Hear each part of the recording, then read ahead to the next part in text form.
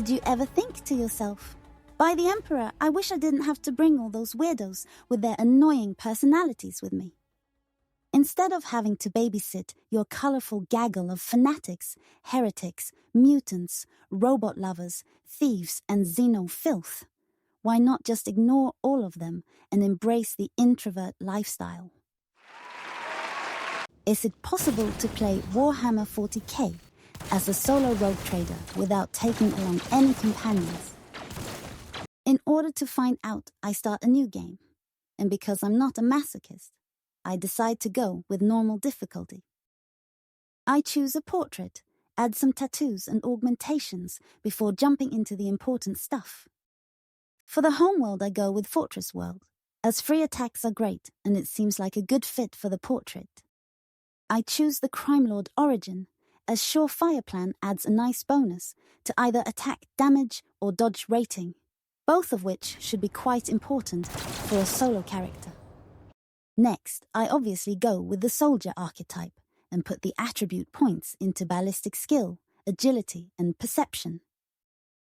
Who needs intelligence when you can just shoot everyone? And as I'm pretty bad with naming my characters, I let the game choose a random one, which turns out to be a great pick, as it is just blunt and edgy enough to actually work for the Warhammer universe.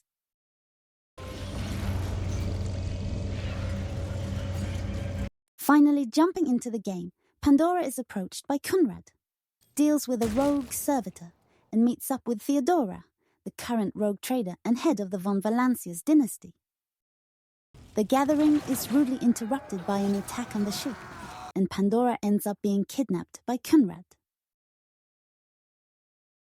Upon being forced to open the warrant of trade chamber, Pandora nearly gets killed by the stray shots of the self-defense mechanism springing into action. Even worse is Edgelord suddenly showing up and basically muscling his way into a group with her. Seriously, Pandora was doing just fine on her own. She really doesn't need any help. Unfortunately, it's not possible to get rid of him just yet. So for now, Edgelord will have to stand in a corner and act as eye candy, while Pandora does the actual fighting. Next, she stumbles upon Idera, who joins Edgelord in his corner, while Pandora deals with the enemies, attacking the Navigator Sanctum. Unfortunately, the Navigator is in the process of being possessed by a warp demon. Fall to your knees, mortals. And the only hope for survival is to reach the bridge of the ship and leave the warp.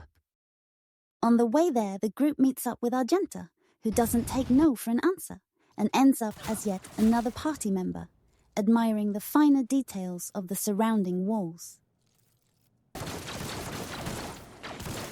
Because not even the weapons of the 41st Millennium can evidently punch through simple wood, Pandora uses the table as cover to deal with the group of heretics and their reinforcements, before making her way further toward the bridge. After running into a quite creepy apparition of Theodora, Pandora takes the most rational decision ever made, and walks right through the fire. In real life, this would have ended in a lot of screaming and death, but because this is Warhammer, only the unimportant side characters are turned into chunks of cooked meat, while the main characters make it through unharmed. Entering the captain's quarters, the group is met by the grisly sight of Theodora having been murdered by an unknown assailant. Now without an actual rogue trader in charge, and the ship still under attack by heretics, leaving the warp becomes an ever more pressing issue. A short firefight against a heavily armoured servitor later, the group finally makes their way onto the bridge, where Kunrad is being busy conducting a vile ritual. Dealing with the summoned Chaos Swarm is fairly easy, as long as there's someone to tank its attacks, while the rest of the group deals with the henchmen first. Unfortunately, Pandora isn't much of a frontline tank, and while she can deal quite some damage to the heretics, she will go down to the Chaos Spawn in just a couple of hits. Further complicating things is the fact that space is quite limited on the bridge, so trying to run away from the chaos spawn is not a great option either. The monster itself has a lot of health, hits like a truck, and can knock a character to the ground, preventing them from acting on their next turn. To make matters worse, it can cause bleeding and spit a nasty green fluid, dealing even more damage. After going down a couple more times, I decide to change strategy and reload a previous save. Instead of charging through the fire like an idiot and getting the poor crewmates killed, Pandora now chooses the iconoclasm choice. Like, you know, a normal human being, and saves the crew from being burned to a crisp. Apart from the fuzzy feeling of having done a good deed, this decision will allow us to start the fight against the Chaos Spawn with the additional support of the crew we just saved. Granted, they are quite weak and don't deal a lot of damage, but every little bit helps. More importantly, they will tank a couple of hits, which will hopefully be enough to deal with the monster. The next few attempts unfortunately don't really work out, due to plain bad luck and even worse positioning on my part. But eventually, Pandora and her motley crew manage to take down all the henchmen in a single round, which leaves only the Chaos Spawn and its 128 points of health. The two deck officers bravely sacrifice their lives to stall the monster for a single round, which is just enough time for Pandora to back away and build up some distance, while the surviving enforcer takes potshots at the monster. Idera and Agenta unfortunately go down, due to a combination of bleeding and taking damage from standing in the vomit, as Pandora is quickly running out of space to back away into. Luckily, the monster runs out of HP just in time and gets finished by a last laser salvo and a single shot from the enforcer. Sadly, there is no way to reward the brave enforcer or give her any kind of noble title for her heroic deed, which is a real shame, as she single-handedly helped save the ship and the thousands of lives on it. I level up Pandora by giving her +5 to agility and taking exploit surroundings, which increases cover efficiency, and seemed like a good pick, seeing as every enemy she encounters will want to take a shot only at her. Taking her place at the helm, Pandora officially becomes the new rogue trader, and the ship finally leaves the warp and returns to the material world. Pandora finds herself in the Rickhead system with a damaged ship, thousands of dead crew members, and most importantly, no navigator. I decide to ignore the more difficult encounters for now, and have Pandora set sail towards Eurac V, which is fairly easy to get through and should net some decent experience. Upon arrival, she is met with the gruesome sight of a couple of guards being executed by a group of heavily armed bodyguards, which unfortunately seems to be pretty common in the Warhammer universe. Their leader, Felek, explains that there's an ongoing revolt on the station and asks for Pandora's help in locating the control road for the elevator. In return, he offers the service of one of his house's navigators, which is exactly what we need for our own ship. Quite convenient, huh? After leveling up and taking rapid fire, Pandora ventures into the station and comes across a small group of guards who decide to attack first and ask questions later. Unfortunately for them, they turn out to be quite incompetent and go down after a short exchange of laser beams. Pandora steals all their stuff before making her way towards the laboratory. She reforges the necessary control rod and returns to Felek, who sends her off to deal with the remaining rebels. In a minor plot twist that no one saw coming from a mile away, the rebels turn out to be loyalists who are protecting Cassia, a powerful navigator and heir to House Orselio, who Felek wants to abduct. Because Pandora is still only level 6 and fairly weak, she decides to team up with Cassia and take down Felek together. In the ensuing fight, Pandora hides behind a pillar and waits for Cassia's group to deal with the enemies before sneaking behind poor Felek and coldly shooting him in the back. With no other option left, Cassia agrees to leave the station and serve as a navigator on the rogue trader's ship. With the navigator problem now solved, it is time for Pandora to move on and leave the system.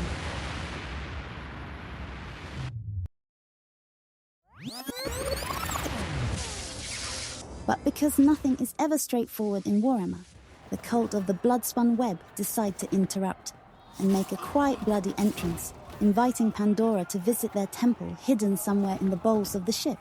That is, if she can find it. The following part is easily one of my favorite locations in the whole game, as it dives quite literally into the inner ugly parts of the ship and the people living on it, in sharp contrast to the luxurious areas we've seen so far.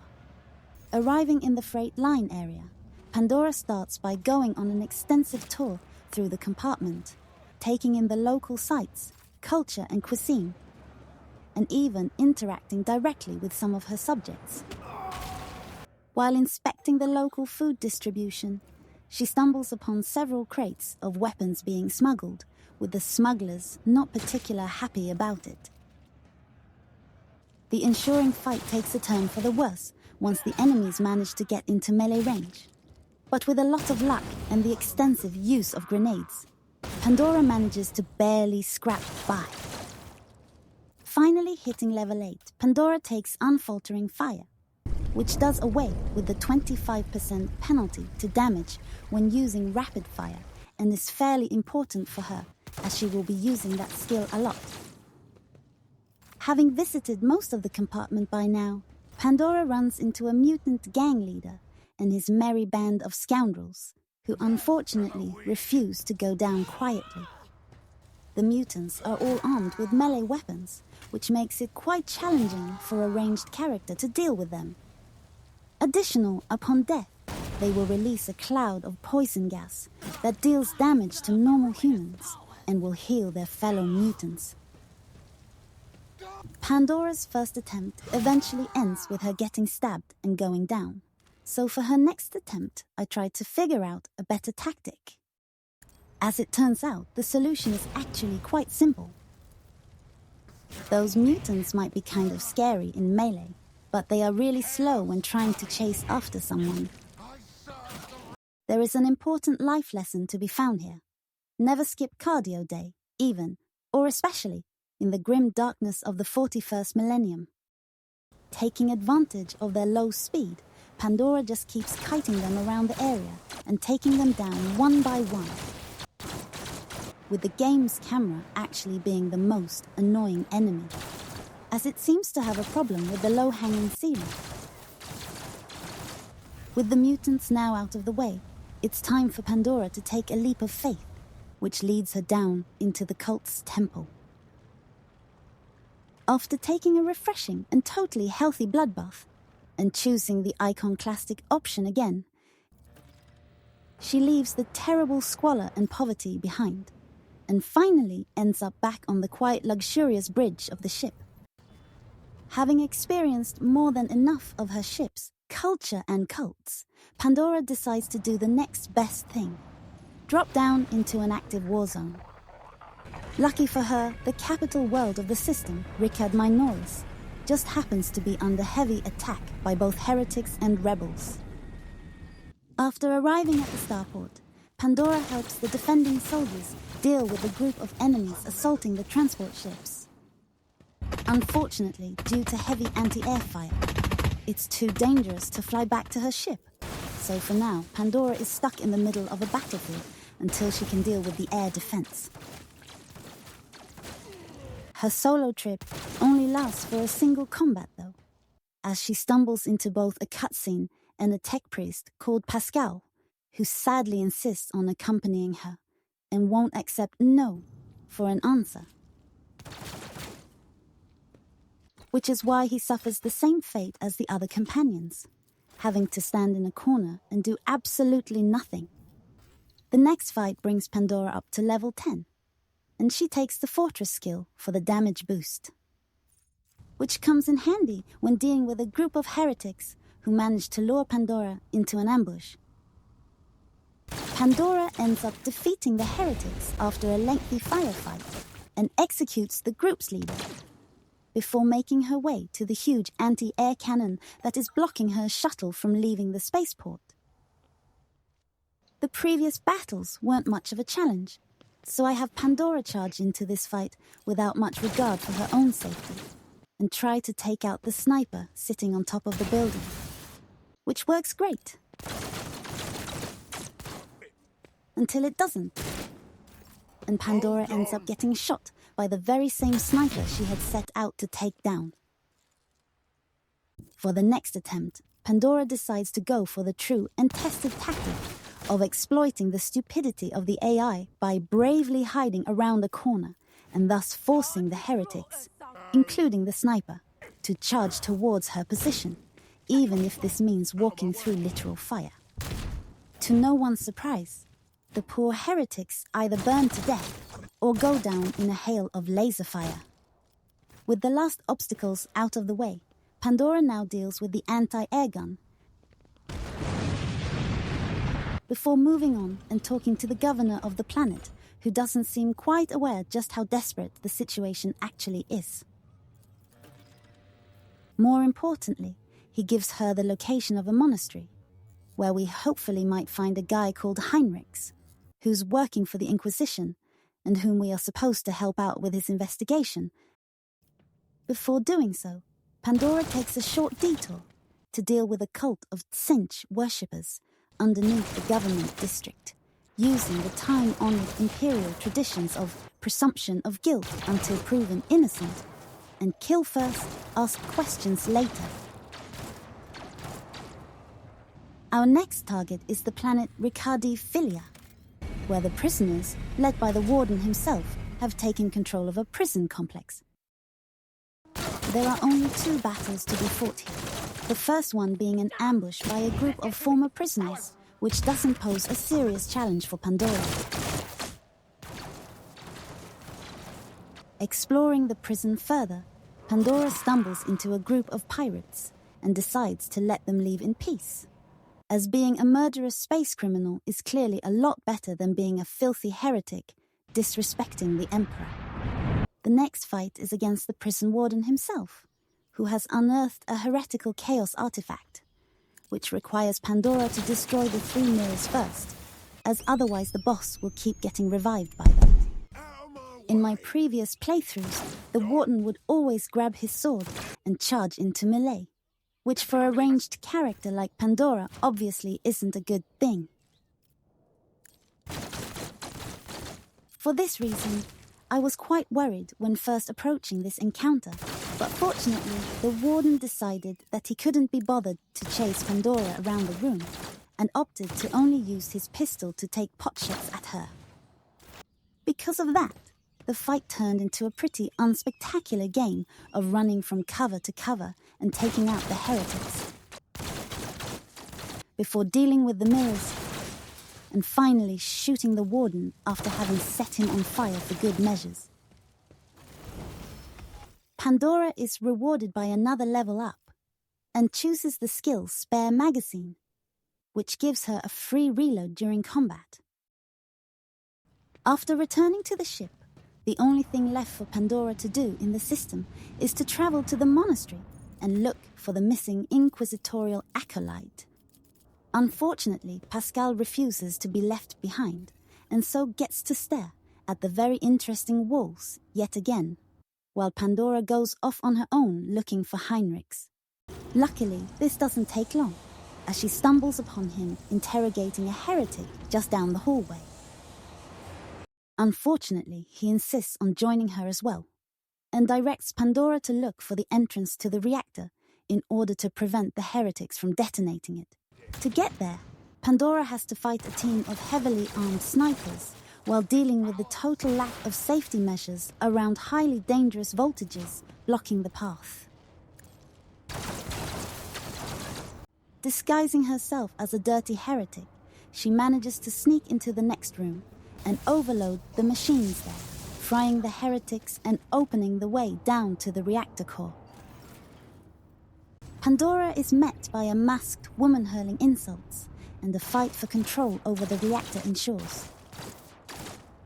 The main problem is the rather tight time limit, which starts at a mere 2 rounds until the reactor explodes, resulting in a game over. To extend the timer, Pandora has to kill the heretical tech priests as fast as possible, which is easier said than done, as their fellow heretics don't quite seem to agree with Pandora on that fact. To make it through this part, Pandora has to be as fast and as accurate as possible, while continuously moving forward and ignoring the other heretics, trying their best to shoot her. My first attempt starts out quite well, but unfortunately, Pandora eventually misses all her shots and runs out of time, resulting in the explosion of the reactor. The next try actually works out really well, with Pandora carving her way through the heretics like a hot knife through butter, even managing to take down every single tech priest, thus stopping the countdown. Sadly, stopping the explosion isn't quite enough, and Pandora gets hit over the head by a chaos spawn. On a side note, I didn't even know the cultists there could turn into one of these monsters, so this added yet another problem to the list. My next few tries don't end any better, as Pandora either fails her dodging attempts and runs out of health, or screws up her accuracy and runs out of time. Or the timing is off, and Pandora ends up looking silly by not even coming close to deal with the heretics.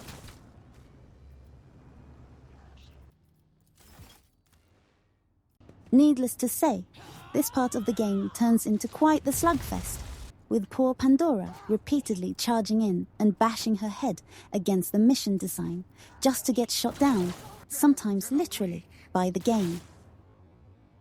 So after about 3 hours of trying around with various failed results, I finally decide to give in and change tactics.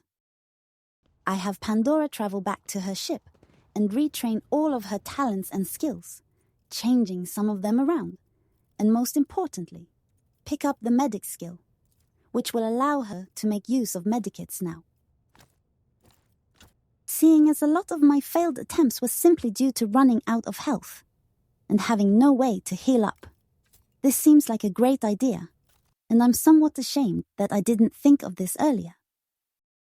With Pandora now being both retrained and re-equipped, I send her back to the monastery, ready for more failed attempts. But for some weird reason, the game suddenly seems to get bored of making fun of poor Pandora and her futile attempts to save the reactor, and the very next try works out perfectly. Pandora hits all of her shots, especially the important ones on the tech priests, and just walks all over the cultists, while the heretics basically miss with every single attack. The timing works out great as well, and the last tech priest goes down without much trouble, ending the countdown and leaving only a handful of heretics to mop up. Pandora didn't even need the healing the medipacks could have provided, only suffering a measly 8 damage. Pandora deals with the last Chaos Spawn, who had been happily nibbling on the corpses of Pascal and Heinrichs, before taking down the leader of the heretics, ending the Chaos Cult on the planet, and bringing back order and stability in the name of the God Emperor. The only thing left to do for Pandora is to receive her well-deserved triumph as the hero of the reactor, after all the work she had to put in to save it. And watch the end credits.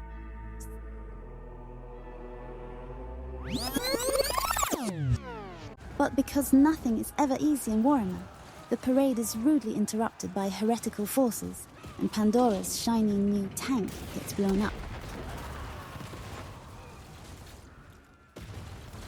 Even worse is the fact that some long-eared freaks decide to steal the literal sun of the system, plunging the world into darkness and chaos.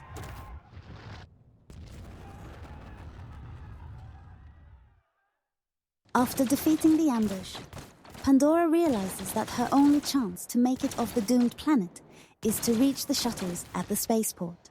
Fighting the heretics trying to block the path proves to be fairly easy, as Pandora is both mobile enough to stay far ahead of the hard-hitting monsters, and has the necessary firepower to turn the cultists into heaps of burned corpses.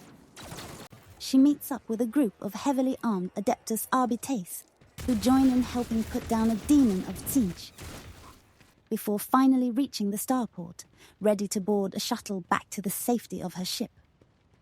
Before she can board the shuttle, though, an angry Chaos Space Marine suddenly appears, trying his best to look threatening and intimidating, while inadvertently sounding like a very edgy teenager. For I am Pandora. I am the herald of change. Behold the final dawn, and die! The end boss of Act 1 was probably my biggest concern when starting the game, as he is easily the hardest enemy so far, who can wipe out a full group with a bit of bad luck in a single turn. Going into the fight, I was expecting the Space Marine to try and attack Pandora with his heavy bolter, which is what he does when playing normally. But unfortunately, he seems to take a different approach when being faced by a single opponent, and just kicks Pandora to the ground. The damage itself isn't too bad, but the real problem is the fact that it takes a whole round to get up again, which basically means that Pandora can only watch in horror as she is being stabbed to death by the supporting cultists. My first idea to get around that is to put Pandora further away, and hope the Chaos Marine won't be able to reach her. This doesn't quite work out for her, and she ends up getting kicked to death for her troubles. And because I'm both lazy and uncreative, and can't be bothered to come up with a better tactic to counter the kick skill, I instead decide to just keep going and hide her even further in the back, still hoping he won't have enough movement range to reach Pandora. As it turns out, the Chaos Space Marine is too large to fit into the gap, and thus can't reach Pandora and kick her teeth in. I guess there's a reason Space Marines are not exactly known for their brain power. It still takes a few more tries for me to realize that all Pandora has to do is stand in the corner and shoot the Chaos Marine, instead of trying to run around like a headless chicken. All that is left to do is dealing as much damage as possible to take down the Chaos Marine before he runs off to do something silly, like attacking the shuttles, leaving Pandora to awkwardly charge after him. It takes a few more tries, and the liberal use of grenades, as well as a couple of lucky critical hits. But the Space Marine finally goes down, his soul sent back to his unforgiving masters. Pandora deals with the rest of the enemies, levels up to become an arch-militant, and leaves the planet for the last time, returning to the safety of her ship. Because the planet has fallen to chaos and can't be saved anymore, it's up to Pandora to determine its fate. She decides to rescue as many people as possible, and of course brings along the reactor as well for good measures, before finally leaving the first act of the game and making her way towards the Furibunder's system and into the second act.